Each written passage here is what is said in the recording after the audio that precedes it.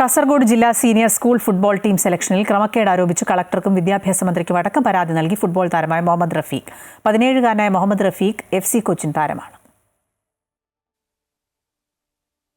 Mogral government school +2 വിദ്യാർത്ഥിയായ Muhammad Rafeeq Kumbla sub ജില്ലയിലെ football താരമാണ്.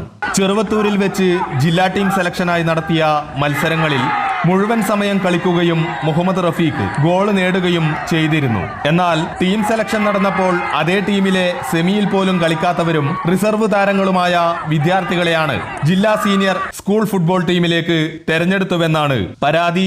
വെറും 5 മിനിറ്റ് മാത്രം ഗ്രൗണ്ടിലിറങ്ങിയവരെ ജില്ലാ ടീമിലേക്ക് തെരഞ്ഞെടുത്തതായും പരാതിയിൽ പറയുന്നു. റഫീഖ് ഉൾപ്പെടെ മികച്ച 3 താരങ്ങളെ തഴഞ്ഞുകൊണ്ടാണ് ടീം സെലക്ഷൻ നടന്നിരിക്കുന്നത്.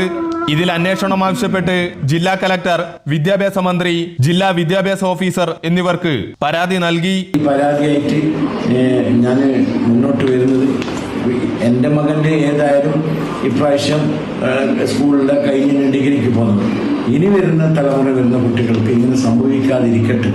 ഒരുപാട് കഴിവുള്ള കുട്ടികൾ നമ്മുടെ ജില്ലയിലുണ്ട്. അവർക്ക് ഇങ്ങനെ സംഭവിക്കാതിരിക്കട്ടെ, അതിനുവേണ്ടിയാണ് ഈ പരാതിയായിട്ട് മുന്നോട്ട് പോകുന്നത്. കഴിഞ്ഞ വർഷവും ഇത്തരത്തിൽ ടീം സെലക്ഷനിൽ നിന്ന് മുഹമ്മദ് റഫീഖിനെ തഴഞ്ഞിരുന്നു.